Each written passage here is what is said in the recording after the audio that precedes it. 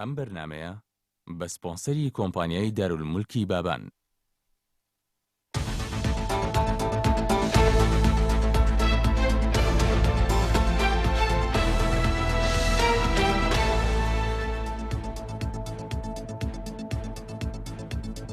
This is NRT Daily News Analysis.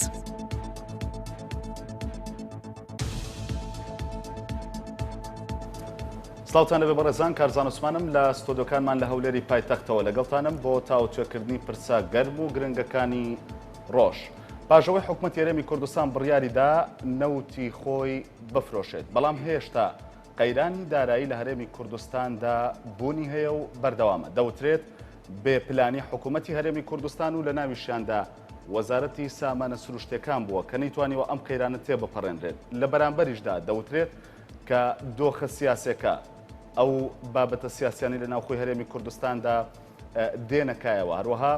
ئەو بابەتانی کە کاریگەریان هەبووە لەسەر هەرێمی کوردستان بە نمونە شەڕی داعش وای کردووە کە نەتوانرێت ئەو پلانەی هەبووە بۆ تەپەڕاندنی قەیرانە داراییەکەی هەرێمی کوردستان جێبەجێ بکرێت. من ئەم شەو پیاوێک میوانمە کە باسی موچە و نەوت و داهات دەکرێت، هاوڵاتیانی هەرێمی کوردستان ئەویان بیر دەکەوێتەوە، ئەویش دکتۆر ئاشتی هەورامی. زۆر سپاس بۆ ئامادەبوونت دکتۆر. بەڕێزان، وەکو هەمیشە ئێوەش دەرفەتان هەیە لە تۆڕی کۆمەڵایەتی فەیسبوک و لە پیجی NRT هەر پێشنیازێک یاخود پرسیارێکیان سەرنجێکتان هەیە بۆ ئێمەی بنێرن تاوەکو من بتوانم لێرە وەڵامتان بۆ وەربگرمەوە. دکتۆر، ئەمڕۆ جەنابەت بەڕێز سەرۆکی حکوومەتی هەرێمی کوردستان لەگەڵ جەنابی وەزیری دارایی کۆبوونەوەکە بە دیاریکراوی بۆچی بوو؟ شتێکی طبیعی بوو. عادەتەن ئێمە کۆبوونەوەی سێ خۆڵی چوار خۆڵیمانەیە لەسەر کێشەی دارایی و سوتەمەنی ئەوەی کە کولفەیە لەسەر حکوومەت داهاتی ناو داهاتی تر یەکێ لەوانە بوو. هەر یعنی شتێکی ڕۆتینی و طبیعی بوو کە بەردەوام بوون لەسەری ماوەیەکە یەکترمان نەدیوە لەبەر ئەم خۆناغە سیاسیە ئەوڕۆ کۆبوونەوەی بۆ ئەوەی یەکتری ببینین، بە تایبەتی کارنەشیروان و ڕێبەزای یانزانی من هێن بۆ ئەوەی بۆ ئەوەی کە ڕوون بێ کە ئایا هیچ هەیەکە بێ خۆمان باسیکەن یان پێشکەوتنەوەکە. باشە، قسەیەکە بوو لەسەرەوەی کە کۆبوونەوەکە زیاتر پەیوەست بۆ بەوەی جۆرێک لە ناکۆچی یا لێک تێنەگەیشتن لە نێوان وەزارەتی سامانە سروشتەکان و وەزارەتی داراییدا دروست بوو، بەوەی هەردوو لا بە بەیاننامە هەندێک گوردەکاریان لەسەر دواکەوتنی موچە بڵاو کردوانێ. کۆبوونەوەکە پەیوەست بۆ بۆ زیاتریانی لەسەر داوای سەرۆکی حکوومەت حقیقەتەن لەبەرەوە نەبوو، لەبەر بەڵام ئەوش باس کراوە حتما. ڕاستە ئەوە باس کراوە، بەڵام حقیقەتەن ئێمە هەر ناکۆکیمان نەبووە. میدیا ئێمە کە ئێمە وتمان ئەوەش کاکە ڕێباز لە وڵامێنەوە کردی بە شتێکی تر، حقیقەتەن باسی ئەومان کرد ئایا ئێمە جیاوازی ئەرقامەکانمان هەیە،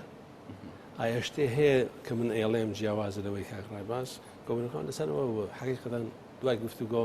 هەردووکمان لەسەر یەک خەتیر وەکو جاران هیچ مشکلەمان نیە. یعنی ناکۆچی نەبووە بمانە نەخیانناکوی هەن نەبووە. من کاک ڕێباز خۆی زانێ ئەمە وەکو تیم ئاوایی شەکەین لەگەڵ کارنەچێوان قاخوبات وەکو تیمی نەوت و غاز با بڵێن. ئەوەی کە نەختی جیاوازی هەبوو، من باسی داهاتی نەوتم کردبوو لە ماوەی 6 ڕۆژە چەند نەوت فرۆشراوە و چەند ئەو پارەیە گەشتووەتە بانکی بابلێنی کوردستانی نێودەوڵەتی بۆ منفعەتی حکوومەتی هەرێم. کاک ڕێباز وتووی لەو پارەی کاگاشتی باسی کردو کە 1.241 میلیارد دلارە، من 100 وەرگرتووە. ئەو باسی ئەوەی کردووە کە چی گەشتوە حسابەکەی جەنابی لە حسابی وەزارەتی دارایی لە هەولێر، باسی ئەوم کردو کە چیمان وەرگرتووە و لە ڕێگایە بۆ وەزارەت. جیاوازەکەی ئەوە بوو کە لە ڕێگا بوو بینی بنووکە با بڵێن و سەراحەت ئەمڕۆ ئەو پارەیە کە من باسم کردووە باقیەکەشی گەشتو بۆ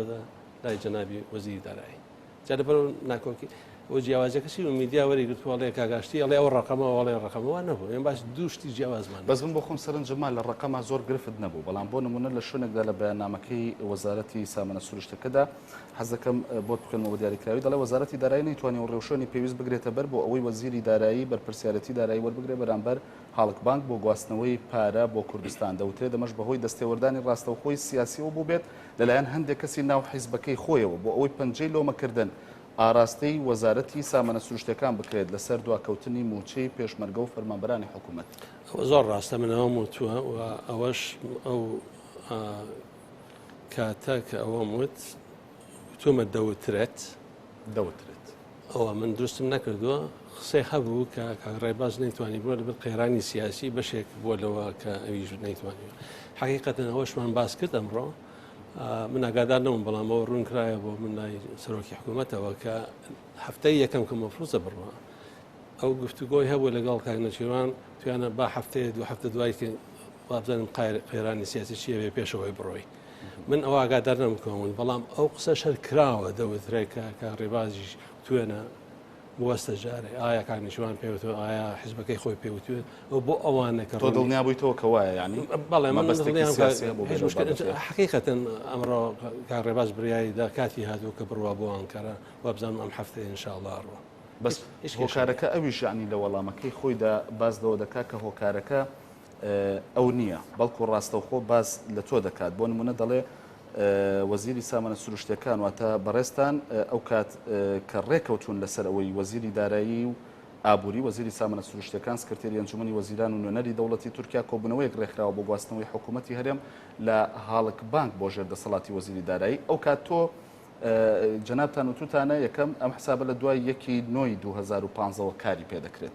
و ڕێکارەکان وەکو خۆی دەمنێت هەتاوەکو ئەو بەروارە لە شوێنێکی دیکەدا دەڵێ هەر لە خاڵی بادا بەڕێز دکتۆر ئاشتی وتی من نایم بۆ تورکیا و دەور و تەسلیم لە کاتێکدا ئەم پرۆسەی پێویستی بە ئامادەبوونی هەردوو لا هەیە بۆ ئەوەی ئەو دەسەڵاتانە بە تەواوی بدرێتە وەزیری دارایی و ئابووری واتە قسەکە لەسەرەوەی ینی ئەگەر نەخێرەوەش وەزیری دارایی نەیتوانیوە لەبەر هۆکاری سیاسی ئەرکەکەی خۆی ڕاپەڕێنە ئەوش دەڵێت نەخێرەوە بەڕێز ئاشتی هەورامی بووە کە ئامادە نەبووە تەنانەت بێ بۆ ئەوەی ئەو دەور و تەسلیمە بکات ینی ئەو ڕێکارە یاساوان نەبووە حقیقەتەن ئەوە ناڵێ و منی جوانە ئەوە پام نەوتووە بەڵام ئەم بەیاننامەی ڕسمیەتی هەردوو لاتان نەتاوەتان ناوای بە معنایە وتوێت نە من بە معنایە ئێمە دەور تەسلیم ڕاستە بەڵام دەور تەسلیمەکەمان لێرە مەفروزە بکەین و کردوشمانە حقیقەتەن ئەوەیە کە بەیانی یا دوو بەیانی یا بەیانی کاک ڕێباز ڕوا بەبێ من چونکە پرۆسەکەمان تەواو کردو بە حزوری تۆ خۆشی ێزانێ بەڵام پێویستێک ئێمە پرۆسەیە بکەین بینی خۆمانە پێش ئەوە سەفەرکە شەرت نییە من بچم لەگەڵی ئەو پرۆسەیەکی مەسەرەن دۆکیمنتەکان حازەکەین بۆ خارجیە دۆکیمنتەکان لێرە تەرجمە بکردن بە تورکی ئەو شتانەمان کردو بوو ئەو باسی ئەو شتانەکە کە ئێمە پێش ئەوە بڕوا ئەبێ ئەو شتەکە هەموو دەوری تەسلیمی شەرت نییە بە ئەلکترۆنی توانی بیکە کردومان تەرتیباتمان کردووە و حقیقەتەن ئەوەشە ئەمڕۆ بڕیارماندا ئەو بڕیاریدا جەنابێ کە ئێستا ئامادەیە کە بڕوا پێویستی بە من نییە ئەگە پێویستی بە من بێ حازرم چم لەگەڵیا پێویستی بە من نییە چکە من هەموو شتەکانمان کردو بێ باشە دکتۆر یعنی بەدەر لەم قسەی یاخود ئەم بەیاننامەی وەزارەتی دارایی حکوومەتی هەرێمی کوردستان زۆر قسە لەسەر ئەوە کرا کە لەم ماوەیەدا بەشێکی قەیرانەکان یاخود بەشێکی دواکەوتنی موچە نەگەیشتنی پارە بۆ هەرێمی کوردستان بەستراوەتەوە بۆ دۆخە سیاسی هەرێمی کوردستانەوە و زۆرتر قسە لەسەرەوە کراوە کە وەزیری سامانە سروشتیەکان بەرپرسیارە لەمە بە جۆرێک لە جۆرەکان ئاراستەکراو بووە بەوەی کە لێگەڕێن با پارە دوا بکەوێ ئەمە قسەیە دەوترێ من دەمێ وەڵام لە تۆ ببیستم وایە ناخێر ئێمە با بچینەوە سەر قەیرانەکە باش قەیرانی دارایی کوردستان کۆتایی سەرەتای ساڵی 2004 دەستی پێ کرد ئێمە کە دکتۆر مالکی میزانیە کوردستانی بڕی ئێمە حەت یەک قەترە نەوتیشمان تەسدیر نەکرد بوو بۆڕیەکەشمان تاوانەوە بوو کردیان بە بیان و لە موازنە شتیە موازنەی ئێمەیان بڕی ئێمە دوو-سێ مانگی خایان کە توانیمان خۆمان ڕێکن بۆڕیەکە تاواکەین دەستکەین بە تەسدیر لە مانگی 2014 جا بڕینی موازنەی کوردستان ئەو وەختە دەستی پێ کرد باشە خۆمان ڕێخست توانیمان کە ئەسپات بکەین لە 100,000 بۆ 400,000 بۆ کۆتایی ساڵ سقەی دەرەوە بەرز بووە بەرامبەر کوردستان توانیمان نەختێ پارەی پێشەکی وەرگین توانیمان لە بانکەکان نەختێ بانک قەرزغێن ڕێگای وەزارەتی مالیۆن تا هاتی ناوخۆ نەختێ هاوڵاتیان لە بانکەکان داهاتی ئیزافە ساڵەکەمان تێپەڕی تقریبا مانگێ دواکەوتوین بۆ موازنە لە سفرەوە دەستمان کرد لە تەسدیر کۆتایی ساڵ بەسەمان زۆر خراپ نەبوو ڕغم ئەوە ئێمە تووشی ئاوارەکان بووین بەس لەو ماوەی قەرزاری یعنی تووشی قەرزاری ناکە بەڵام توانیمان قەرز بکەین توانیمان نەت بە مقدمە بفرۆشین خەڵک سقەی پێمان هەبوو ئەوە زۆر گرنگە. ئێستا و قەرزە لە کۆڵ بۆ تۆیان هەرماوە ئێمە سەرەوە باش. ئێمە کە گەیشتنە کۆتایی ساڵی 2014 چونکە حکوومەتی بەغا گۆڕا با بڵێن حکمت لێرە ئەوە بوو کە بە مجالێکی تر بدەین بە بەغا دووبارە با تەصدیری خۆمان بۆستێنین نەوتەکە بدەین بە سۆمە مقابل میزانیە. من یەکێ لەوە بوو خۆم داعمم کرد چونکە اتفاقیەکە باش بوو بۆ کوردستان. ئەگەر من ملیارە دۆلار وەرگرم و زەمان بێ کە لە میزانیە دانرا بوو مقابل 350,000 هەرێم و 150 کەرکوو بۆیان نەقڵکەین ئەوە زۆر باش بوو وەکو ئەڵێن ون بۆ هەردوولا. بەڵام من لە کاتی خۆیان هەموو شایدن بە هەموو ئەنجومەنم وت زۆر حەزەکەم لە اتفاقیە بەڵام بڕوان پێی نییە سەرکەوێت چونکە ئەوەم دیوە 3 ساڵی پێشوو ساڵ دوای ساڵ اتفاقەکەی سەرناکەوێت پەشیمانە بنەوە. ئەبێ ئێمە ئامادە بین بۆ پلان بیدا ئێمە چونکە لەوانەیە سەر نەکەوێت بەڵام کە سەرکەوێت ئەلحەمدولیلا زۆر باشە بێ. باشە مانگی یەک هات لە باتی ملیارێک 200 مان وەرگرت. مانگی دوو هات لە باتی ملیارە 350 مان وەرگرت. مانگی سێ هات من دەستم کرد بە هاوار چون بۆ لایەن پێمان ناکرێت وەلایەکە معاشەکات مانگێ دواکەوتون بە دوو خەریکە بێ بە سێ ئەبێ شتێ بکەین. ئێمە ئەنجومەنی باڵای نەوت و غاز بڕیاری خۆماندا کە کاکڕێباز مەسەن ئەندامە ڕێز وزەرا نایبی دانیشتین پێمان ناکرێت تەصدیری خۆمان دەست پێ ئەەکەینەوە. ئەوە بڕیاری خۆمان باشە ئەو وەختە باوان نەکەین با استشارەی قیادی سیاسیش بکەین دووبارە چونکە طبیعەتی سیاست لە کوردستان وایە حکوومەت وەلو مەفروض سەربەخۆ بێ بەڵام لەوێ بێ بچێتەوە بە مەرجەعیەکان بۆ بڕیاری قورس وەکوەوە 3 مانگی خایان تا ئەوان هاتنە سەرخەت کە بڵێن باشە پێتان حکوومەت وا دیارە لە 500 زیاترتان نادات 400 ئێمە چوون بۆ بەغالە بۆ لای دکتۆر عەبادی دکتۆر عەلی سەندی لەگەڵمان بوو پرسیارێکی کرد لە دکتۆر عەبادی باش وتی فەرەزن بیانیەکانەوە بوو 550 مان نادەنێەوە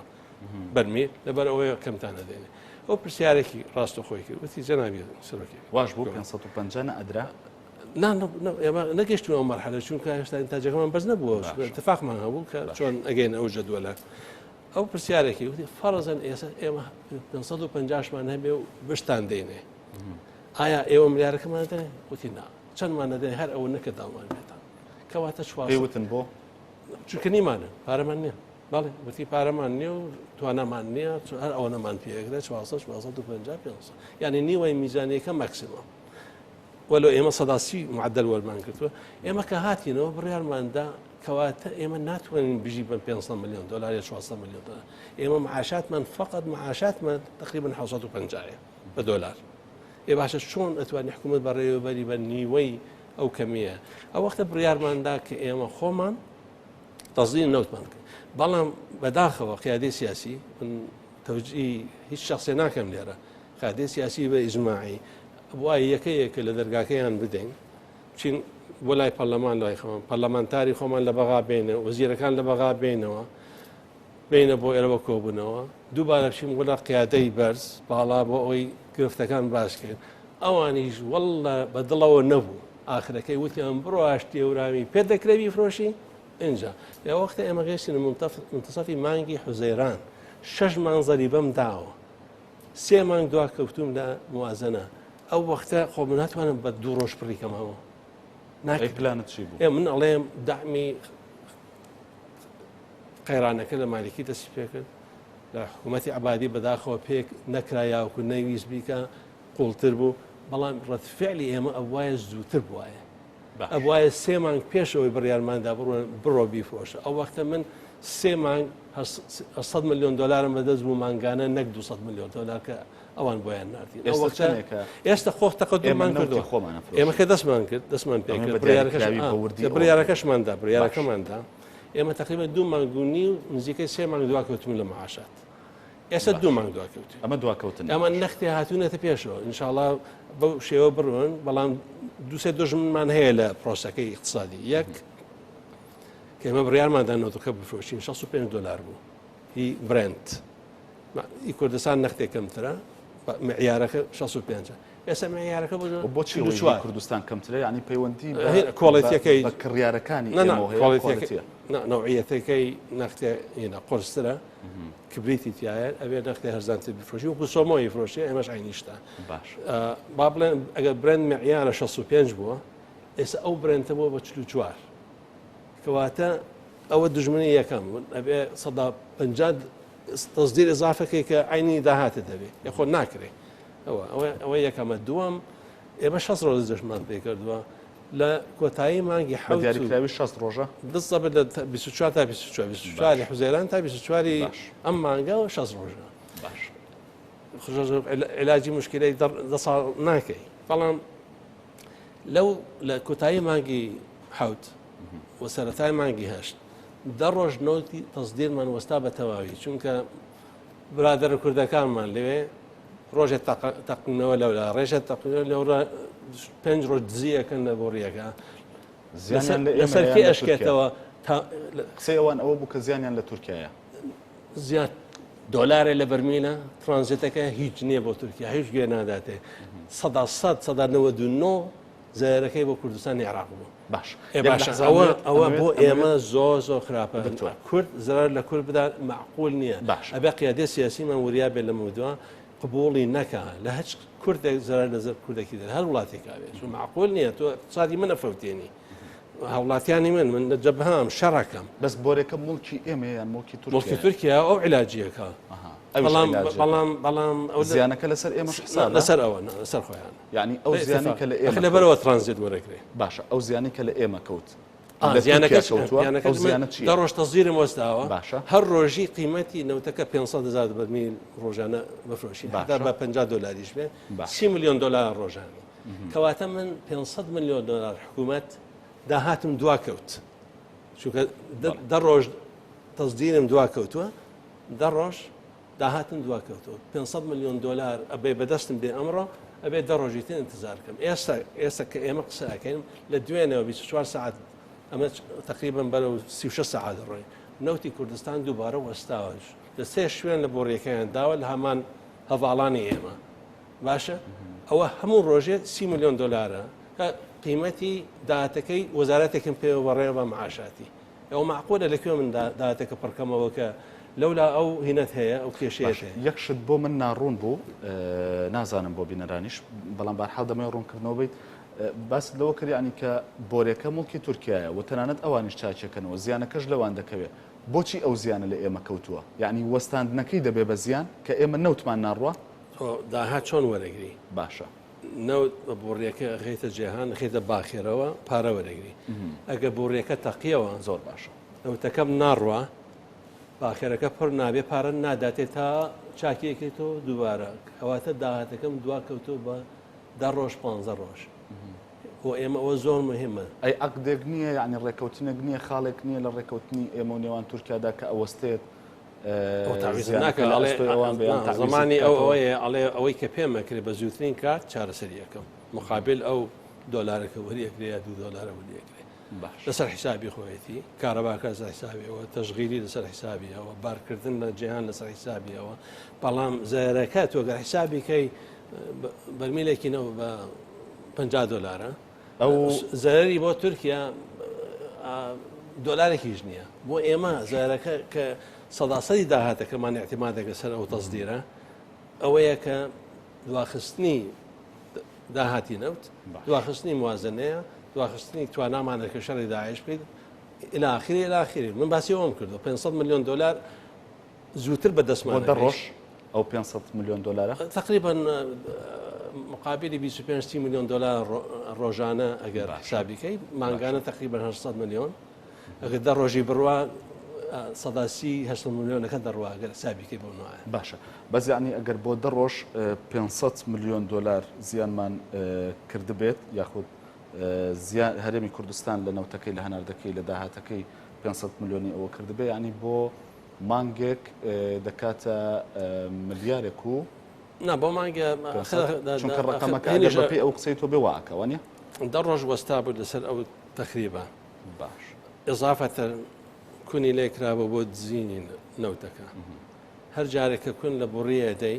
ئەبێ تەزدیرەکە بوەستێنی ئەبێ بیدۆزیتەوە لەکوێ کونی لێکراوە ئەبێ لە حیمی کەیت و چاکی کەیتەوە فەحسی کەی لەژێر زەقدا اینجا ئێمە ئەتوانین تەزدیر دەرپێنێت کە ئەو پرۆسەی دەست پێکات تەزدیر ئەوەستێ نەک هەر ئەوەستەیە لە کوردستان ئەبێ بیرەکانیش قاپات بکەین یەکە دەست پێکێتەوە ئەبێ ئەو پرۆسەیە بیر بە بیر بیکەیتەوە تا ئەگاتەوە مستەوای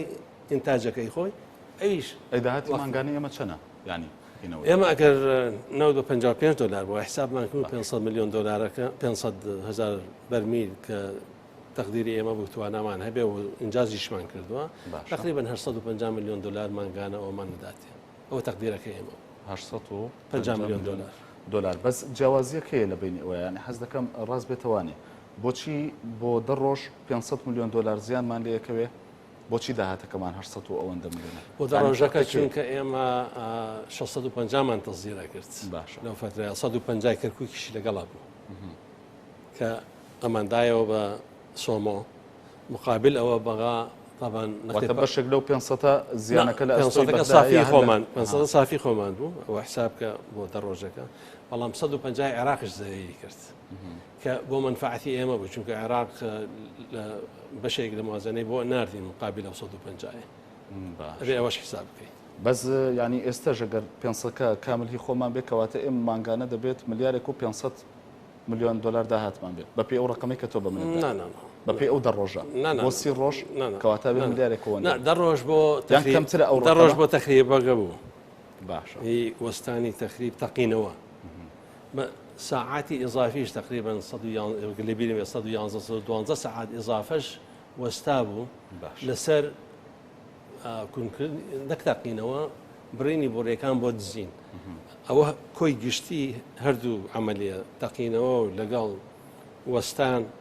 يعني زيادة الدروجة كأجر هم حساب كده تقريبا 111 ساعات تقريبا 6 روج إضافش بو أو كوي جشتي هين ما كان بعرف لا كردوت التفاصيل كشون حساب تراوه لقال أوي عراق 650,000 برميل هنا كي إم أو بي قالت تقريبا 500 مليون دكتور أو مسألة باسواني أوشهر لأستوي تركيا يعني حكومة تركيا باسواني أو باسواني بوري لحدود وتاوكو جيهان لسروان تنيا أوان باسواني ذكر باشە دکتۆر لە ماوەی ڕابردوودا هەندێک لە ئەندامانی پەرلەمانی کوردستان باسییان لەوە دەکرد کە وەکو پێویست داهات بۆ پەرلەمانتاران کەشف ناکرێت ینی مەسلەی نەوت لە هەرێمی کوردستانە سەبارەت بە پەرلەمانی کوردستان و بە تایبەت پەرلەمانتاران ناشەفافە من دەمەوێت بزانم داهاتی نەوت شەفافەتی نەوت ئەوەی لە سەرۆکایەتی هەرێم هەیە ئەوەی لە سەرۆکایەتی ئەنجومەنی وەزیران هەیە ئەوەی لە سەرۆکایەتی پەرلەمان هەیە یەک شتە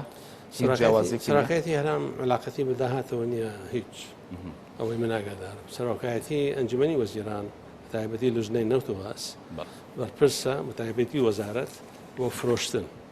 داهاتەکە هێتە یا بانکی نێودەوڵەتی یا وەکو هاک بانک ئاشکرایە ئێمە راپۆرتی مانگانە بڵاوەکەێنە لە جەنابەت سەیرت کرد بێ لەسەر تەزدیر کەمیەت لەسەر داهات لەوە شەفافتر ئضافی پێش چیەکەن پەرلەمانتاران پێیان نەگا بەڵام ئێمە یەکشت فێر بووین زۆر ئاسانە کە بڵێن شەفاف نییە ناهێنی هەیە حقیقەتی بەدەستە زۆر ئاسانە بڵێ وەڵا شەفاف نییە شەفاف نییە لەوانەیە تۆ شارەزای نەبی بخوێن باشە قسەی ئەوەیەکە نەدیوێ یاوەکو نەتەوێ بزانی زۆرترین کات ئەمەم لێ بیستون ئەندامانی پەرلەمانی کوردستان ینی و بە دیاریکراوی ئەندامانی لیژنەی نەوت و غاز و پیشەسازی لە پەرلەمانی کوردستان باز لەوە دەکەن کە ئەوان باوەڕێن بۆ داتایانە نییە باوەڕێن بۆ ئامارانە نییە کە باوەڕیان بەوە نییە ئەوە شتێکی ترە نایانەوە باوەڕیان پێ یا تێناگەن یاوەکو حەز ناگەن تێ بگەن ئەو شتێکی ترە من یەک شتێک بەناوێکی تر حەزەکەم باسیکەم باش هەر بۆ نمونە بۆچی لەگەڵ هەوڵ بدە چەند شخصێکی عالەمی چەند وڵاتێکی نەوتی ترە قسە بکە لە نایجیریاوە تاوەکو سعودیە تاوەکو هەر وڵاتی حەزەکەی بزانە کامەیان ڕبعی معلومات وەکو ئێمە بڵاوەکاتەوە لەسەر داهات و لەسەر نەوت هەموو کەسێکیش ڕازیە کە هەموو شەفافەوە ئێمە ئەو وشەیە فێر بوون زۆر وەڵامێکی ئاسانە شتێک وەڵا شەفاف نییە شەفاف نییە مەبەستت چییە شەفاف نییە تۆ خۆت ئیشەکە ناکەی ئەگەر ئەتەوێ ئیشەکەی وە باشە تۆ لە پەرلەمانی خۆ هەموو ڕۆژان ناتوانانی ئەو شتانە کێسە باسم بکەن عملیاتی تەخریبی ئەوانە ئەوە ئیشی تەنفیزیە ئیشی تەشغیلیە وتەوێت ئەو بزانی لە وەزارەت دانیشە ئەبێ لە تەنفیزیەکە هەبی بەس دەڵام ڕێگەیان پێ نادرێ ینی ئەخدە ئیشی ئەو نییە ئیشی ئەو سەرپەرشتیە و چاودێریە ئەوە نییە هەموو ڕۆژێ بزانی ئەو ڕۆژە چەند چووە بە کێت فرۆشتووە ئەتوانی داوای تەقری مانگانە بکەیت تەقری 3 مانگانە بکەیت ئێستا بۆچی بۆ نمونە ئێوە ئەو گرێبەستانە نادەنە هیچ کەسێکانی و گرێبەستانی وەزارەتی سامانە سروشتەکانی دراوە بچێ هەر ئەندام پەرلەمانی داوای کردو گرێبەستەکانی تاکەم کە ئێمە معلوماتمان شاری بەتۆ لە کەس بەعکسەمە فەخری پێوەکی معلومات بدەین ئیشی خۆشمانە حەزەکەین تەقاری شێری بڵاوەکەێنەوە فەنی مێهنی هیداهات بەس من سەرۆکی لیژنەی سامانە سروشتەکان پێوتمیانی تاوەکو ئێستا هەندێک گرێبەست هەیە هەندێک هەمووی ناماندرێتی وتی بۆ نمونە یەکێک لەوانە ڕێکەوتنی 50 ساڵی نێوان هەرێم و تورکیا تا ئێستا وردەکاری و گرێبەستە بۆ ئێمە سەرۆکی حکوومەتی هەرێم وەڵامی داوەتەوە لەسەر بابێتەوە تۆ وەڵامەکەت هەیە وەڵامی تۆش بەجار وەزیری سامانە سروشتەکانی لە حکوومەتی هەرێمی کوردستانە وەڵام وازەحەکەش لای تۆ هەیە دەوڵەتیت هەیە بەعزێ شتێکی نەهێن نیە لەگەڵ پەرلەمانتاریەوەنەوانە بەڵام ئەو ئاشکرای کردووە کە هەر لژنەیەکی تایبەت دروست بێت لە پەرلەمانەوە فەرموو وەرە بیخوێنەرەوە بەڵام ئایا ئێمە ئامادەین فەرموو ئەوە تا بیخەرە سەر تەلەڤیزیۆن وڵاتان وا ئیش ناکەن بەڵام هیچی چارەوەیتیان نییە بەشێکە لە اتفاقی چۆن بوریەکە بەکارێت چۆن ئەوان هاوکاری ئێمە چۆن هاوکاری ئەوان نەبین 50 ساڵی زۆر تەبێ عێراقی عێراق 75 ساڵە هی نەکەیان اتفاقی بۆری درێژخایەنە خۆ بۆ ساڵێ نایکەی اتفاقی فرۆشتنی نەوت نییە اتفاقی بەکارهێنانی خاکەکەی تورکیایە نەوتەکەت بڕوە بەسەریە لەبەر ئەوەیە خۆ اتفاقی بۆ تا ساڵ بۆ ئێمە خراپە درێژخایەن بۆ ئێمە باشە چونکە ئەو وەختە ئەو ناتوانێت پەشیمات و مفاوەزەی تازە لە ڕێگان نەداتێ باشە سوپاس دەکەم دکتۆر وەکو ئاماژت پێکرد خۆت پێشووتر ینی 6 ڕۆژە ئێمە نەوتی خۆمان دەفرۆشین باست لەوە کرد کە بەردەوام بەختا بە جۆرێک لە جۆرەکانە قەلی بۆ ئێمە دروست کردووە بەڵام هێشتا گرفتی دارایی هەیە لە هەرێمی کوردستانە هاوڵاتیان موچەیان دوا دەکەوێت ینی وەکو پێویست ناتوانن بە گوزەران و حاڵ و ژیانی خۆیان ڕابگەن بە دەرەجەیەک دەوترێت دەمە لە ئەستۆی وەزارەتی سامانە سروشتەکانە چونکە ئێمە تەنیا داهاتمان نەوتە وانە یعنی حکوومەتی هەرێمی کوردستان چاوەڕێی داهاتی نەوتە بۆ ئەوەی موچە بدا بە هاوڵاتیان و تەنانەت وەزارەتی داراییش پارەی نەوتە کە دیسان لە وەزارەتی سامانە سروشتەکان دوای فرۆشتنی وەری دەگرێتەوە کەی ئەم دۆخە چارەسەر دەبێت ئەخر ئەوە زۆر شتێکی سەطحیە و ڕاستە مەبدەئیان بەڵام ئەبێ حسابی ئەوە کەی کە مثلا بگەڕین و با بڵێن ئێمە بەشێکی لە عێراق و با بڵێن ئێمە نەوتی خۆشمان نەفرۆش عێراق لەسەر بنەماین $100 $90 و میزانێ بێ پێشوو ئێستا بەڕێز دکتۆر عەبادی دەستی کردو بە دەقەش و شت کەمەکاتەوە چکە پێ ناکرێ ئێمە چۆن جیاوازین لەوە ئێمە بەڕێز کاک ڕێباز دەراسەیەکی تەفسیلی کردو بۆ چاکسازی بۆ کەمکردنەوەی کولفە بۆچی داعممان نەکرد ئەگەر داعمی ئەومان کردو مانگانە ئەقلەن 150 ملیار دینارمان کەمە کردەوە کەواتە لە ماوەی 6 مانگە 2 تریلیۆنمان ئضافە بەدەست بوو بەشی هەموو معاشەکان کە دوا کردووەکە بەڵام ئەو بڕیارە سیاسیەمان نەدا داعمی ئەو بەڕێزەمان نەدا کە تەنفیزیکە چونکە حکوومەت بڕیاری دا کە ئەچین بۆ لای قیادیە سیاسی جارێ وەختی نییە ئەکەی وەختیەتی ینی چاوەڕێ ئەوان دەکەن قیادی سیاسی ئێمە ئەگەر تەنفیزمان بکردایە وەکو حکوومەت وەلەو هەموو لایەنەکانی تایە وانە یەکسەر جەنابە بەناو طرفێکەوە یا طرفێکی ترەوە یا قیادیەک لە حزبێکەوە یا حزبێکی ترەوە ئەڵێ وەڵڵاهی ئەوە غەڵەتەوە بۆ واکە وانە ئێمە ویستمان هەموو کەسێک کۆ دەنگ بێت لەسەر خراپ و لەسەر باش باشە تۆ ئەگەر ناتەوێت ئیجرایەتی قرس بکەی بەردەوامی 2 معاشی بدەی بە خەڵ مستحق نییە 3 معاشی بدەی یا بندیوارت هەیە بیشاریتەوە هەتایە یا وەکو دەعم بکەی کە پێت ناکرێ باشە بەڕێزی وەزیری دارایی ئیشی چییە؟ دانیشتۆ کە داهاتی من وەرگێ دەفزەیەکە نا مالیە و اقتصادە ناوی وەزارەتەکە هێ نابێ اقتصادەکە بکە نابێ ئەو پلانە جێبەجێ بکە بۆچی نەمان هێشتووە نەیتوانیوە ئەوە تەنفیزکە نەک توانای نییە دەراسەکەی کردووە استشارەی جوانی کردووە خۆبەرای عالەمی هێناوە دەراسەکەی حازر بووە 3 مانگ 4 مانگ لەمەوە پێش کێ ڕێگرا بەڵێ کێ ڕێگرا چێ ناوێ فعالێ سیاسیە خۆت پەرلەمانی لەگەڵ کەسی یەکەمی لایەنەکان دانیشتویت وازام چەند باڵێ دانیشتون لەسەر نەوت من باسی نەوتم نەکرد قەیرانی ئێمە کە دانیشتین کە چوونەوە لەسەر دکتۆر عەبادی بە لەگەڵ ئەوە بین چوون بۆ لاقیادیە سیاسی هەموو کەسێ دامی کرد ئەشهد بێلاوە باش بوو بەڵام سەری نەگرت کە تێک چوو بەباتی ملیارێ 200 مان بۆ هات لە باتی مانگی دووەم لە باتی مەسەلەن ملیارێ 300 مان بۆ هات دووبارە چوینەوە وتمان ئەمە پێمان ناکرێت معاشات دواکەوت زیاتر و بەردەوامە بێ با ئیجراعاتی بڕیاری خۆمان بدەین هەر ڕێگایان پێ نەداین دەراسە بکەن و مفاوەزات بکەن و مفاوەزات دوای مفاوەزات بوو بە 3 مانگ 4 مانگ ئەو وەختە کە گەیشتنە مەرحەلەیەک کە میلەت هاوارەکە پێم ناکرێت شەڕم پێ ناکرێت ئاوارەکان زۆر بوون ئەو وەختە وەکووتم بەبێ ئەوەی بە تاوایی بەدڵەوە بێ وتیان قەی ناکە بیفرۆشە باشە ئەوە خەتای وەزارەتی داراییە خەتای وەزارەتی سەرمەشتیانە تۆ دعمی سیاسیت پێویستە بۆ هەموو پرۆسەیەکی اقتصادی کۆدەنگ نەبین ئەقەلەن ئەبێ لەوە کۆدەنگ بینەوە قوتی ملەت تا ئێستا کۆدەنگێ دروست نەکراوە ئەو کۆدەنگێ دروست نەکراوە لەناو هەموو لایەنەکان یعنی لایەنێکەیە بە دیاریکراویان هەموو تا کۆدەنگین حکوومەت نا ئەوەی قیادەی سیاسی کورتەوە باسی بەڕێی من ئەوەی کە من ئەیزانم چۆ ئەگەر ئەبوو وایە مەسەلەن چه معارض بۆ چێ دوو بەشە باش یەکێکیان فرۆشتنی نەوتە من تا ئێستا دەستم بەسرا بوو تا 2 مانگی لەوە پێشکە بیفرۆشم و خەتای منە دواکەوتووە ئەوە یەکێ لە سەبەبەکانە دوو ئیسلاحات کە داهاتت بۆ زیاکە و کولفەت بۆ کەم بکاتەوە ئەقەلەن 3-4 مانگ لەمەوە پێش بڕیاری هەیمان دابوو ئێمە ئێ بۆشی تەنفیز نەکراوە تا ئێستا چونکە لەباتی ئەوەی لەبایەتیەوەی تریلیۆنە سەرفەکەی 750 سەرفەکەی ئەو ئیسلاحاتە مەسەلەن تەنفیز بکەن ئەوە خەتاکە وەزارەتی مالیە نا چونکە قیادەی سیاسی پێی باش نەبووە یا تێ نەگەیشتووە دەفاسیلەکە دعمی ئێمەی نەکردن دعمی تەصدیری کردووە لە کاتی خۆیان لە دعمی وەزیری مالیە کردەوە کە تەنفیزی ئیجراعاتی خۆی بکەن کاتی ئەوە هاتوو ئێمە کۆ دەنگ بین بۆ ئەو دوور لە سیاسی مەسەلەن ئیسلاحاتی تر مشکلە نییە واتە مەسەلەی سیاسەتی نەوە دۆخە سیاسیەکەش تەدەخلی کرد دەوری چیە حکوومەت دەوری چیە سەرۆکایەتی ئێرەم چۆن هەڵبژێرە ئەوانە شتی طبیعیە چۆن ڕێیەکەوی بکەوە بەڵام تەسیری کردووە لە ئیشی ئێوە اقتصاد تەسیری کردووە لە ئیشی ئێوە ئەو دۆخە سیاسی کە دروست بووە بڵێم چۆن تەسیری ئەو خۆناغەکە ئێستا لە ئێمە مانگە زیاتر لەو ماماوانی باشە مستەسمێرم هەیە لێرە سەیری کوردستانەکە ئەڵێ ئیستقرار نییە بەرەو کوێ ڕوا استثمارەکەی ئەوستێنێ تا دڵنیا بێ هیچ شەریکێگە و پەیامی زەبەر ڕۆژ نییە من ئەو پەیامە وەرنەگرم دوو ئەوەی کە مشتەریمە نەوتەکە ئەکڕێ دعایە دەرەچێ ئەڵێ وا بووە یا وا بووە یا وا ئەبێ یا حکوومەت واکە یا ناکە هەمووی ئەو شتانە کە ڕاست نین یەکسەر ئیمێڵ دوای ئیمێڵ ئەڵێ دکتۆر تۆ لە شوێنی خۆتی ئەگە تۆ لێنی من نەوتەکە ناکڕم چونکە سێق نازانم لەکەی بیکڕم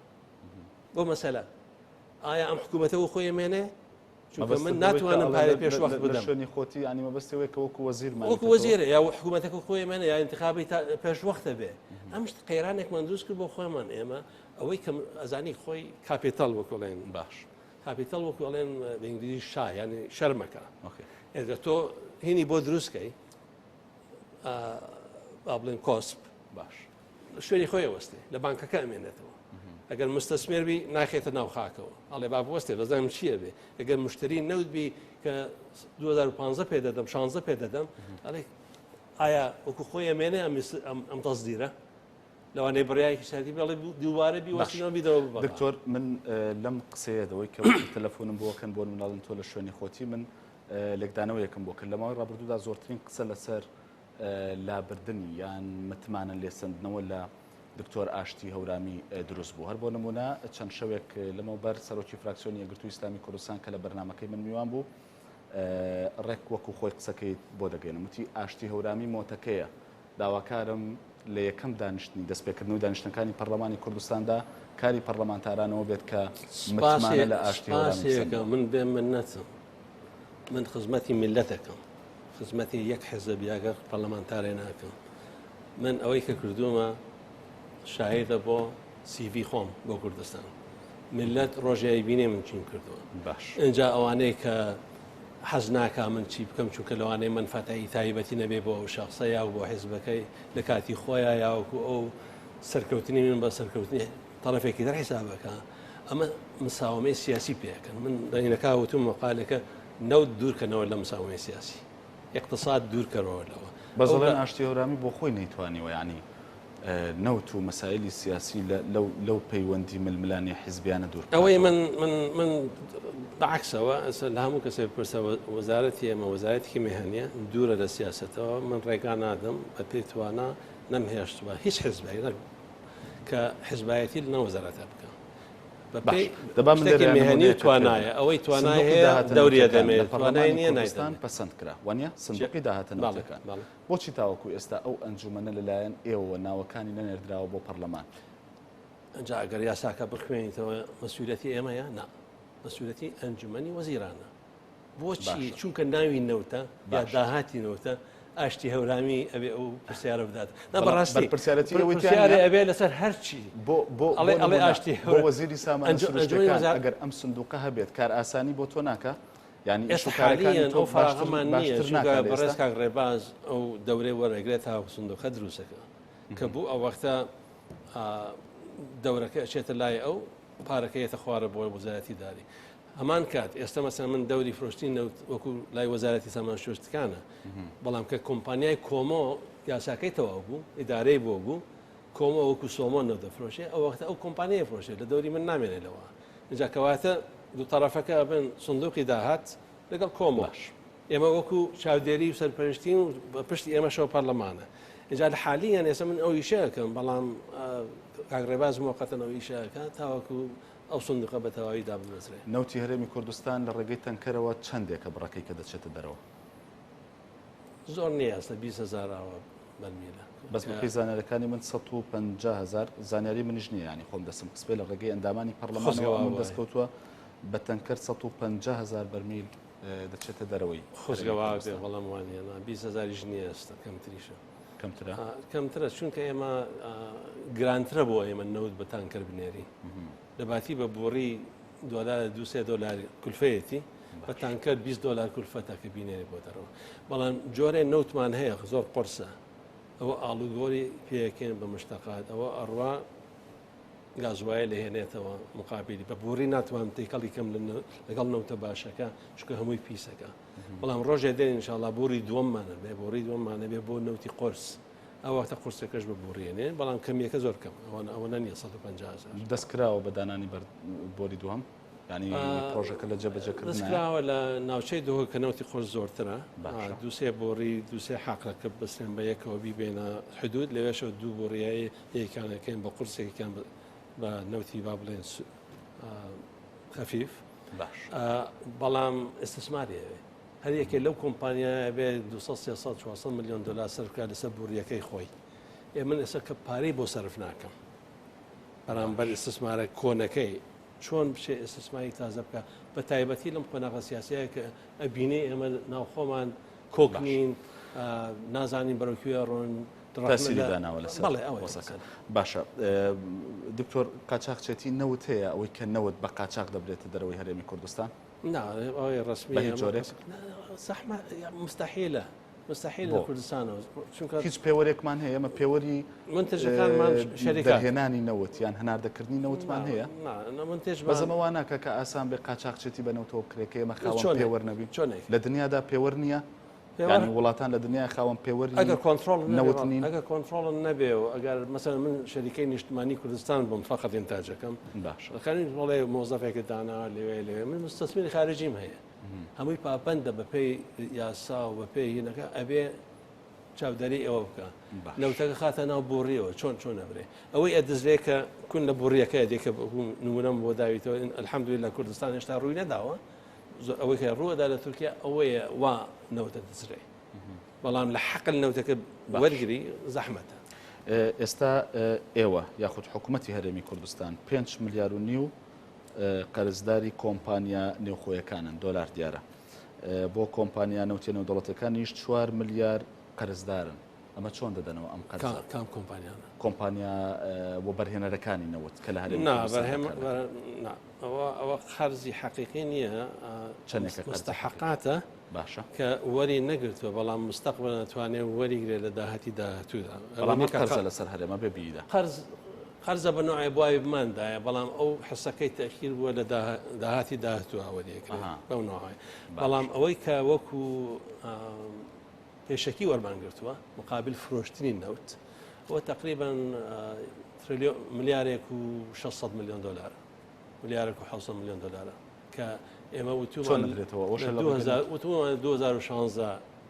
نەوت دەدەین بەرامبەر بەوە اتفاقمان کرد نەوت لە بەرامبەر لەبەر پێشەکی بەرامبەر نەوت وەرمانگرتووە.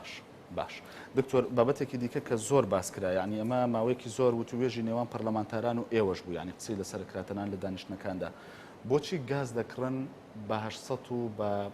900 لە هەند لە دوو پێم وابێ کۆمپانیای دیاریکراوی ناوخۆییە پاڵاوگەی ناوخۆییە لە کاتێکدا ئەرستان بۆ هاتووە بە 600 گازتانە دەنێ ئێمە باسی گازوایلەکەی بەڵێ گازوایل مشتاقێکە کە مواصفاتی جیاجیایی هەیە کبریت و کبریتی زۆر تایە ناتوانانی بیسووتێن لە مەحەڵاتی کارەبای گەورەکانە ناتوانانی تەوزەیەکە بۆ هاوڵاتیان مەسەن بخێتە ناو سەیارەوە نوعیتر هەیە کە مولدە ئەهلەکان ناتوانێت بیسووتێنن ئەوانە ئەوە هەرزانترە 650 توانی سەرفکەی بەڵام مواصفاتێک کە مەسەرەن مەحەڵەی کارەبای هەولێر قبوڵیکە یا چەمچەماڵ قبوڵیکە ئەبێ مواصفاتی کبریتەکەی زۆر کەمتر بێ مقارنەتەن بەویتر و ئەبێ وەکو پێڵێن فلاش پۆینت بەرزتر بێ تقریبا 125 ئضافە ئەخێتە سەر سیارەکە طبيعتي مشتقەکە وایە باشە هەر لەسەر کەداوی گازوایلە معنای نییە ئەوە عینیش دەچمە سەر کارەبا لەبەرەوەی پەیوەندی بە مەسەلەی گازوایلەوە هەیە ینی لە ئێستادا گرفتی کارەبا هەیە لە هەرێمی کوردستان ڕەنگە بە ماوەی 5-6 ساڵی ڕابردوو بە دیاریکراوی قەت وەسعی کارەبا بە قەت ئێستا خراپ نەبوو بێ هەمیشەش وەڵامی وەزارەتی کارەبا ئەوە بووە کە هۆکارەکە وەزارەتی سامانە سروشتەکانە کە ناتوانێت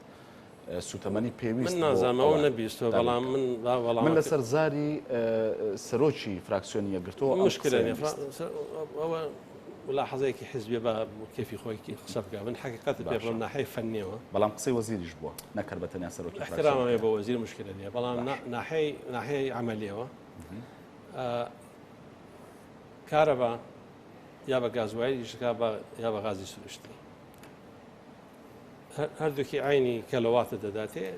کە کارەبات دروست کردووە بێت نەقلیکەی بۆ هاوڵاتیان لە خەتی عام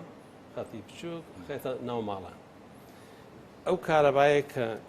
تەولید دەکرێت ئایا گازوایل بەکارهێنی یا غازی سروشتی کارەبا تەولید دەکەی باشە چەندی ئەگاتە هاوڵاتیان 135 ئەفەوتێ لە ڕێگا تا 150 135 بالتأكيد بەشێکی لێ دەزرێ بەشێکی ئەفەوتێ لە ڕێگاش چونکە خەتەکان باش نین باش بۆ 10 ساڵ حەزەکەم تۆزێت کاتم کەم ماوە بۆ 10 ساڵ بۆچی 135 لە وڵاتان بۆ نمونە 105 زیاتر مەقبوڵ نییە کە ئەوە ئینجا تۆ لێرە سوتەمەنی 135 کەمتر نییە منەڵێم زیاترە و ئضافەتەن لەوەش عەقدەکانیشمان بەو نوعەیە ئەگەر عەقدەکە تەولیدی کرد نەتوانی نەخڵکەی ئەبێ غەڕامیشی بدەیتێ یا دەکاتە 150 بینی هەردووکیان تەولیدت بۆ کاشونکە عەقدە دێ ئەڵێ کارەباکەم لێ وەرگرە باش ئەڵێ ناتوانم نەقلیکەم ئەڵێ من حەقم نییە ئێستا کەمی خراپی کارەبا چ ئەوان جاشون بابێنە سەر عیلاجەکە باشە عیلاجی ئەوان تەولید زیاتر بکە سوتەمەنی زۆرتر بسووت نەقەی ناکەنی وەیەفەوتێ من ئەڵێم نا ئەبێ ئێمە من ناڵێم نا مشکلەم نییە چونکە بۆ من ئێستا ئەوە کێشەم نیژنێ کێشە وەزیری مالیەیە بەڕاستی خۆ من گازوایلی مەسئولیەتی من نییە گازوایل دۆلار وەزیری دارایی ئەوە لە دەرەوەی کڕینوانی ئێمە نایکڕین پارەیە داهاتی نەوتەکە کڕێ خۆ داهاتەکە سە لای من چۆ بۆ لای ڕێباز وانە ێ بەیانی جنابی وەزیری کارەبا بێ بچێ بڵێ ئەوەنە گازوایلم بۆ دابنێن پێی ناکرێت ئەبێ یا مەعاش بدە یا ئەوە بدا یا نیوە بدە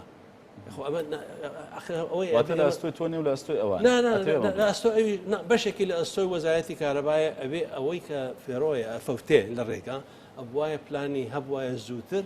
من ناڵێم ناڵێم بەڕێزەیە کە ئێستا وەزیرە بوای وەزارەتی پێشوو چارەسەری کردایە بەڵام هەر بەرداوام گرفتەکە ئەو گرفتە ئێمە تاڵەمە معالەجەی ناکەین ئەیکەم بە دووقات نیوەی هەرە فەوتێ باشە من جۆم لێ بۆ کە قسەی ئەوانەوەیە تۆ لی بەرپرسیاری وەکو وەزیری سامانە سروشتەکان ناخێر. تۆ لەمە بەرپرسیاری نا. کەواتە خۆیان لی بەرپرسیاری دەبێ خۆیان حەل بکەن بە حکمی خۆ پێشوو دوو کابینە لەمەوە پێش خۆیان گازوێلەکان نەکڕی باشە وەزارەتی مالیە پارەی لە موازنە بۆ دانا بڕۆ ئەو نەبکڕە پارە نامایەت نەیەتوانی بکڕی لەبەر ئەوەی کە ئێمە شارەزایمان زۆرتر بوو لە کڕینەکە و لە کۆڵیتی کولفەکەم بکەینەوە ئەنجومەنی وەزیران بڵێن با ئەو وەزارەتە بیکڕێ ئێمە فقط ئیشەکەمان ئەوەیە پارەمان بۆ دابینەکەن ئەڵێ بڕۆ ئەوەی بۆ بکڕە من بەیانی کاڕێباز هەموو پارەکەم بۆ تەرخان کا بڵێ هەر فقط گازوایلی پێ بکڕە لەسەر چاو ئەشم بۆ یەکڕمە دەمە کارەبا مشکلەم نییە بێتە مشکلەکە وەزیری معنی لە کابینەی خۆمان ڤاڵی خۆمان دانیشتووە ئەویش بەرپرسە بۆ بەرامبەر هەموو کێشەکان بینەوە سەر مەسەلەی گازوایلەکە ئەوەی کە بە نرخێکی گرانتر یعنی ئێوە ئەرزی 600تان بۆ نهاتووە بۆ بە 600 دینار ئەم گازوایلتان دەست بکەوێت 600 نازانم 650 بۆ هاتوو ئەشی کڕین بە 650 ئەیکرین بەڵام بۆم وەلیەکانە ئەی بۆچی یعنی بەردەوامن لەو عقدەی ترتان بۆچی ئەوەی کە لەو دوو پاڵاوگەی کڕن لەوانەی تر هەر لە 650 ئەوانەی تر بەردەوام بە 800 یا زیاتر یا 1100 تایوانە ناوە نەماوە ئەوە هاتە خوارەوە چونکە نەوت هاتە خوارەوە هۆکارەکەی ئەوە نییە کە هی دوو حیزبی دیاری کراوە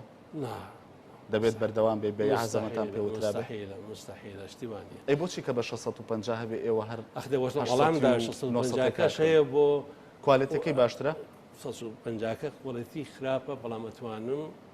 مۆلیدایلیەکان بەکاری بێنەوە بەڵام ئەوە تاقەیەکی محدودی هەیە باقی کە 5 زیاتر پێویستمە بیخەمە مستەودعەکان و بیخەمە ناو بۆ تەولیدی کارەبای ڕئیسی ئەو کۆڵەتە قبول ناکە ناتوانێت بیسووتێنێ کۆڵەتی باشتر بکەن کۆڵەتی باشتر نرخەکەی گرانترە باشە دکتۆر دەوترێت تۆ کۆمەڵێک خەڵکی نزیکی خۆت تەنانەت خەڵکی ناو خانەوادەکەی خۆت و هەندێک کەسی دیکە کە پلە و پۆستی حزبیان هەبووە پۆستەکەت ئیستیغلال کردووە بۆ دەوڵەمەندکردنی ئەوان بۆ قایمکردنی پێگەی ئەوان ئەم بابەتە وەکو جۆرێک لە دوکۆمنت لەسەر تۆ باس کرا و بە دیاریکراویە بە قسەی عەلی حەمەد ساڵح ئەندامی پەرلەمانی کوردستان لە فراکسیۆنی گۆڕان دەڵێت تۆ خەڵک هەبووە لە خانەوادەی خۆت کە جێگەت کردوتەوانێ و لە داهاتی ئەم وڵاتە یاخود لەکردنەوەی پاڵاوگە ئستەهمی پاڵاوگەکان پشکت پێداوە ساڵی زیاترە ئێمە ئاوا پێکەوەیشمان نەکرد بەزەوەڵی تەلەفۆنی بۆ کردو من جوابم نایەوەتەوە بابێمە سەرەوە ئەو بەڕێزە ساڵی زیاترە هاوکاری من بوون هاوکاری ئەو بوون زۆر کۆدەنگ بوون کە لەسەر سیاسەتی نەوت و چی بکەین چی نەکەین بەڕاستی هاوکاریشی کردم لەسەر یاساکان و شتانە مەسۆدەکان کە ڕۆشتن باشە ئێستا کە هاتووە دەنگی بەرز کردوێتەوە دوای ئەم قەیرانە سیاسیە لەوە ئیفلاسی کردو ناتوانێت باسی هیچ بکە هاتووەتە سەر وەزیری لەوە کرده بوو کە داوای پاڵاو گەشتی وای کردووە نیە من ئەوەی کەوتومە نامێت بەسەرەوە حەزەکەی ئیشارەتی پێدەم چکۆ نووسراوە بەڕێز کاک عەلی حەمەد ساڵح هات داوای نەکرد ئەوە ئەنجومەنی با بڵێنەوەی نەوتباس با پاڵۆگان زیاد بکەین باش ئێمە بەسەر چاو دراسی ئەەکەین کە بڵاوی ئەەکەینەوە بۆ عام بۆ ئیستثمار ئەوەی باشە هەڵی ئەبژێن واسەفاتی بۆ دانێن پێڕۆی بۆ دانێن نرخ دانێن هەموو شتێ دانێن ئەومان کردووە بۆ بڵاو کردەوە و یەکێ لە بە شخصی بۆ خۆی داوای داوای کرد بۆ عام یعنی طبیعیە داوا بکات بۆ خۆی نەگەوەی بۆ خۆی ئەوە ئەو جاری ئەو بناقەشە بۆ ئەوە دوای ئەوە باسی ئەو بوو کە ئەو پاڵاو بچووکانە کە ژینگە ئەدەن و خراپن و نازانم چی باپات بکرێن باشە ئەوەی کە من باسم کردووە لەوێ یەکێ لەو پاڵاو بچووکانە کە تاقەی با بڵێن 3000 تانە زیاتر نییە لە دوکانە دوکان شوێنێکی زۆر حساسە بۆ ژینگە بۆ جەنابە دەزانێکی ئێمە خاوەنی پاڵاوگەکە ئەوێ گەورەیکە مشکلەم نییە ئەگەر بەو مواسەفاتە کە ئێمە دامانناوە بڕوە بەڵام داوای دراسی ژینگەمان کردو ئەگەر لێ تێ نەپەڕێت تێ ناپەڕێ باشە دراسەیەکی هێناوە لە تەرەفێکەوە کە معروف نیە لای ئێمە وتومانە ئەو دراسەیە بچۆ بەو تعلیماتە کە بڵاو کراوەتەوە بیکە ئەو وەختە سەیریەکەن بەڵام ئەوەی من کەوتومە لەسەر بەڕێز کاک عەلی حەمەد ساڵح ئەوە بوو کە تەرکیزی کردە سەر ئەو پاڵاوگە اینجا تەرکیزەکە من باشە من بۆ ئەوە من چونکە کاتم زۆر کەم بەوردی بێ و ئەو باز لەوە دەکات کە تۆ تەلەفۆنی بۆ دەکەی ئەو وەڵامت نایەتەوە تۆ بۆ چێتەوە قسە لەگەڵ تەلەفۆنم بۆ کردو چونکە شتێکی بڵاو کردو ویستم قسە لەگەڵ ئەساسەکەی نێ معلوماتی بدەبێت وەڵامی نەداوێ مشکلێ ئەویش سێجا تەلەفۆنی بۆ من کردو پرسیارم زۆر ماوە دەڵێن یەک بابەت هەیە زۆر گرنگە زۆر باشە ئەوەی پاڵاوەکە ئەو پاڵاوەکە من لە یەک شت سەرەکی جیاوازم لەگەڵ کاکعلی هەمەساڵح ئەو هاتوو بە ناوی حزبێکی تازەوە بۆ حکوومەت بە ناوی چاکسازیەوە ئیسلاحات گەندەڵی لابردن وانە یە بۆ لای من ئەڵێ ئەو پاڵاوگە مەبەستمانە بۆ ئێمە بێ چونکە ئەو دوو حزبەکەی تر هەیەکی پاڵاوگەیەکی هەیە کەواتە هاتووە بۆ من ئەڵێ وەزیری معنی ئێمەش ئەومان هەبێ من ئەڵێ بە هاوڵاتیە گۆڕان ئەویست بۆ گۆڕان بێ ڕوونەکە باشە سپاس دەکەم من هاوکارانم داوایان لێکم چەند خولەکێکی ترم بنێت چەند وەڵام زۆر باشە دکتۆر بابەتێکە بوو لە ماوەی ڕابردوودا کۆمپانیای زیپۆ کە جۆری بەرهەم بەرهەمێنان یاخود قیرە بڕی مانگانە 37500 تۆنی دراوەتێ بەڵام ئەم کۆمپانیای زیپۆ لە هیچ شوێنێ تۆمار نەکراوە نەخێوانی ئێمە تەقریری بڵاوە کردەوە تۆمار کرا و تەسجیل کرا و ڕزامەندی لەسەرەوە لە چۆ لە وەزارەتی معنی تجارە و لا ئێمەش بەزانی ئەوە تقریمانداوە پەرلەمان ئەو کۆمپانیا خۆڵایەت پێگەیشت بەلاش وەرە سکاڵاکەی ئەمەدام پەرلەمانەت پێگەیشت لەسەر بابەتەکەم نەوتی ڕەش زۆر ئاسانە ئێمە ئیفرۆشین بە سیارێکی معنی تجاری لەگەڵ معاملەکان عینی سعرە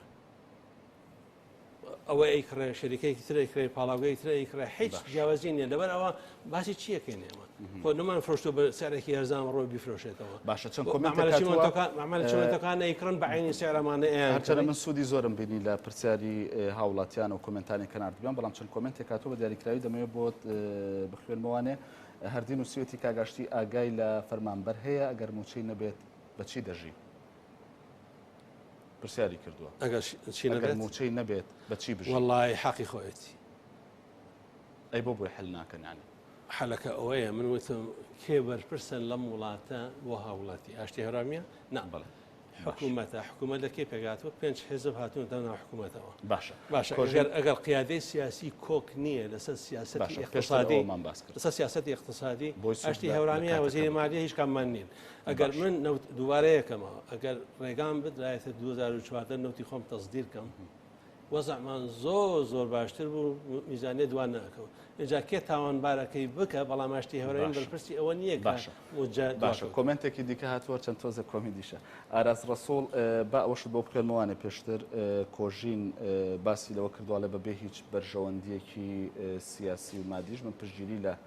سیاسەتی ئاشتی هەورامیەکەم بەڵام ئاراس ڕەسوڵ نووسێت یاڵێ تاوەکو ئێستا فیلپۆمپی سیارەکەی سوتاوە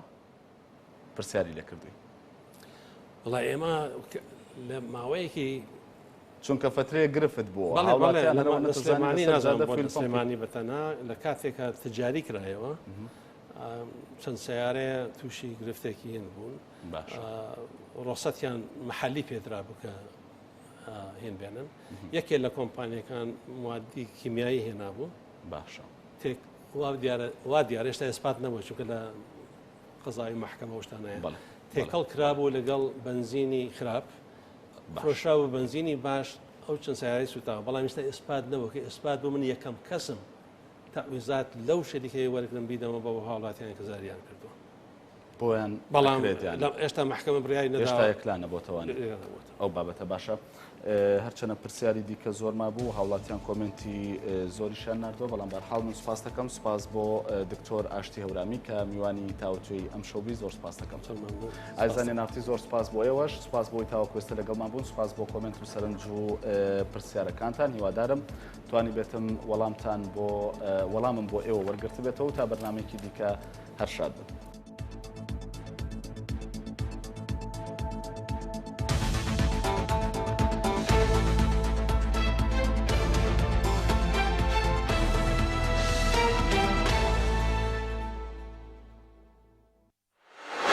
ئەم بەرنامەیە